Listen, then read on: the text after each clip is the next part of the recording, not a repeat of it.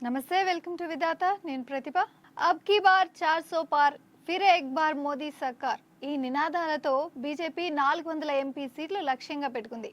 అయితే బీజేపీ ఆశలకు అనూహ్యంగా తెలుగుడిరుపుల్లో దెబ్బపడిందంటున్నారు రాజకీయ విశ్లేషకులు।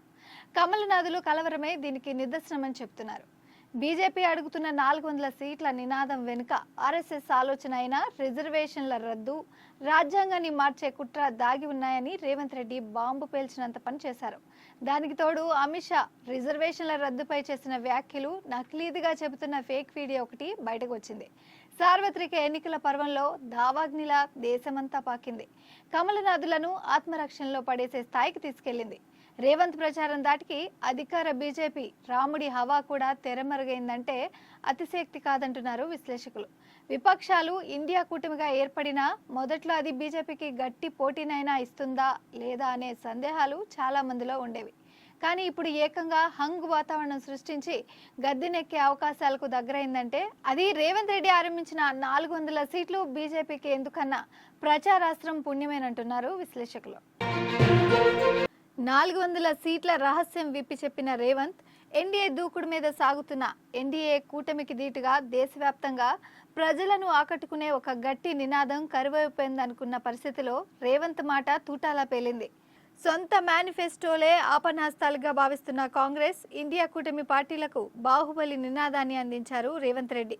బీజేపీ వేలితో బీజేపీ కన్ను పొడిచినట్లుగా ఆ పార్టీ 400 సీట్ల నినాదం వెనుక ఉన్న భారీ రహస్యాన్ని వారిపైకే తిప్పికొట్టారని పరిశీలకులు అంటున్నారు।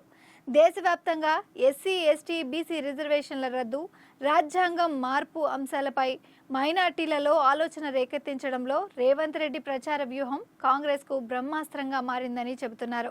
ఇప్పటికే కులగణన ఒక కీలక అంశంగా ఉండగా రేవంత్ అందించిన ప్రచారాస్త్రాన్ని రాహుల్ గాంధీ సహా ఆ పార్టీ నేతలు, ఇండియా కూటమి భాగస్వామ్య పార్టీలు ఎన్నికల ప్రచారంలో సోషల్ మీడియాలో మారుమోగిస్తున్నాయి। పెను సవాల్గా రిజర్వేషన్లు। అయోధ్యలో రామ మందిరంలో బాలరాముడు ఓట్లు కురిపిస్తాడని ఆశతో ఉన్న బీజేపీకి ఇప్పుడు రిజర్వేషన్ల రద్దు, రాజ్యాంగం మార్పు ప్రచారాన్ని ఎదుర్కోవడం పెను సవాల్గా తయారైందని పరిశీలకులు అంటున్నారు। బీజేపీకి 400 సీట్లు ఇస్తే ఎస్సీ, ఎస్టీ, బీసీ, మైనార్టీల రిజర్వేషన్లు రద్దు చేస్తారన్న ప్రచారంతో ఎదురవుతున్న నష్టాన్ని సకాలంలో గుర్తించి మేల్కొన్న బీజేపీ, సంఘ్ పరివార్ అంతే వేగంగా నష్ట నివారణ చర్యలకు ఉపక్రమించాయి। తాను మతపరమైన ముస్లిం రిజర్వేషన్లపై చేసిన వ్యాఖ్యలను వక్రీకరించి ఫేక్ వీడియో సృష్టించి వైరల్ చేసి ప్రజల మధ్య వర్గ వైషమ్యాలు, భయాలు రెచ్చగొట్టారంటూ హోంశాఖ మంత్రి అమిత్ షా ఢిల్లీలో కేసు వేశారు। ఢిల్లీ పోలీసులు హుటాహుటిన Telangana PCC chief CM Revanth రెడ్డికి కాంగ్రెస్ సోషల్ మీడియా వారియర్స్ కు నోటీసులు జారీ చేసి విచారణకు రావాలంటూ హుకుం జారీ చేశారు। సుదీర్ఘ వివరణలు ఇచ్చుకున్న నేతలు రేవంత్ ప్రచారంతో ప్రధాని నరేంద్ర మోదీ, అమిత్ షా, జేపీ నడ్డాలతో పాటు ఆర్ఎస్ఎస్ చీఫ్ మోహన్ భగవత్ వరుసగా తెలంగాణ పర్యటనలు పెట్టుకుని రేవంత్ రెడ్డి కాంగ్రెస్ చేస్తున్న ప్రచారాన్ని ఖండించుకుంటూ సుదీర్ఘ వివరణలు ఇచ్చుకోవాల్సి వచ్చింది। ప్రధాని మోదీ అయితే తన ప్రాణం ఉన్నంత వరకు రాజ్యాంగం, రిజర్వేషన్లు కొనసాగుతాయని గట్టిగా నమ్మబలకాల్సి వచ్చిందని రాజకీయ విశ్లేషకులు చెబుతున్నారు। మొత్తంగా బీజేపీ 400 సీట్ల నినాదం రేవంత్ కొట్టిన దెబ్బకు బీజేపీకే బ్యూమరాంగ్ అవుతుందని అంటున్నారు। మతపరమైన రిజర్వేషన్ల వ్యాఖ్యలతోనే లొల్లి। కాంగ్రెస్ పార్టీ ముస్లింలకు కూడా రిజర్వేషన్లు ఇవ్వాలని అంటుంది। అయితే ముస్లింలకు ఇచ్చే రిజర్వేషన్లను ఓబీసీల కోటా నుంచి కత్తిరించి ఇస్తారని బీజేపీ ఆరోపిస్తుంది। ముస్లింలకు రిజర్వేషన్లు ఇవ్వడాన్ని అడ్డుకుని తీరుతామని కేంద్ర హోంమంత్రి అమిత్ షా వ్యాఖ్యానించారు। రాజస్థాన్లోని టోంక్ సవాయి మాధోపూర్ లోక్సభ నియోజకవర్గంలో ఇటీవల జరిగిన ర్యాలీలో కాంగ్రెస్ ఎస్సీ, ఎస్టీ, ఓబీసీల రిజర్వేషన్ను లాక్కొని ముస్లింలకు ఇస్తుందని ప్రధాని మోదీ ఆరోపించారు। ఆంధ్రప్రదేశ్లో ముస్లింలకు అమలవుతున్న రిజర్వేషన్లను ఆయన దీనికి ఉదాహరణగా చూపారు। కాంగ్రెస్ సమర్థిస్తున్న ముస్లింలకు రిజర్వేషన్లు రాజ్యాంగ స్ఫూర్తికి విరుద్ధంగా ఉందని విమర్శించారు। అదే ధోరణిలో సార్వత్రిక ఎన్నికల్లో వివిధ రాష్ట్రాల్లో బీజేపీ జాతీయ నేతలు తమ పార్టీ పాలసీని ప్రచారం చేస్తున్నారు. అయితే అమిత్ షా చేసిన వ్యాఖ్యలను మార్ఫింగ్, ఎడిటింగ్ చేసి ఎస్సీ, ఎస్టీ, ఓబీసీ, మైనార్టీ రిజర్వేషన్లను రద్దు చేస్తామని చెప్పినట్లుగా వీడియో వైరల్ అయింది.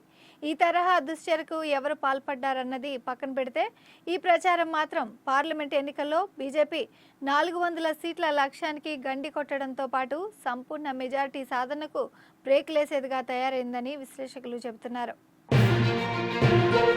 మోదీ, షా ద్వయం ప్రారంభించిన మతపరమైన రిజర్వేషన్ల వ్యవహారాన్ని కాంగ్రెస్ అటు ఇటుగా మార్చి బీజేపీ 400 సీట్ల నినాదంతో రిజర్వేషన్ల రద్దు, రాజ్యాంగం మార్పును ముడిపెట్టి ఆ పార్టీపైనే ప్రయోగించడంలో రాజకీయంగా విజయవంతమైందని అంటున్నారు. Indian overseas Congress chairman Shyam Pitroda చేసిన వారసత్వ ఆస్తి పన్ను వ్యాఖ్యల ఆధారంగా కాంగ్రెస్ వారసత్వ పన్ను విధించబోతుందంటూ మోదీ పెద్ద ఎత్తున ప్రచారం చేపట్టారు. మెజార్టీల సంపదను లాక్కొని మైనార్టీలకు పంచుతారని, మహిళల మంగళసూత్రాలు కూడా లాగేసుకుంటారంటూ ఆ పార్టీ ఎన్నికల మేనిఫెస్టోపై దాడి చేశారు. ఇప్పుడు కాంగ్రెస్ చేస్తున్న దాడి దానికి ధీటుగా ఉందని అంటున్నారు. నిజానికి కర్ణాటకలో ఓబీసీ కోటాలో ముస్లింలకు రిజర్వేషన్లు కల్పించడాన్ని, ఏపీ, తెలంగాణలో మైనార్టీలకు 4% రిజర్వేషన్ల విధానాన్ని బీజేపీ వ్యతిరేకిస్తుంది. మతపరమైన రిజర్వేషన్లు రాజ్యాంగ విరుద్ధమని వాదిస్తుంది. కాంగ్రెస్ మాత్రం రాజ్యాంగంలోని 15, 16 ఆర్టికల్ కింద ముస్లిం రిజర్వేషన్లను సమర్థిస్తుంది. సచార్ కమిటీ సిఫార్సులను ప్రామాణికంగా తీసుకోవాలని చెబుతుంది. 2009లో జాతీయ స్థాయిలో దేశమంతా ముస్లిం రిజర్వేషన్లు ఇస్తామని హామీ ఇచ్చింది, కానీ అమలు చేయలేదు. 2011లో దేశవ్యాప్తంగా ముస్లింలకు 6% రిజర్వేషన్లు ఓబీసీ కింద ఇవ్వాలనుకుంది. తర్వాత దాన్ని 4.5%కి తగ్గించారు, కానీ అమలు చేయలేదు. అదే సమయంలో రిజర్వేషన్లు 50%కి మించరాదని, క్రిమిలేయర్ పాటించాలన్న వాదన, సుప్రీం ఆదేశాలు ఉండనే ఉన్నాయి.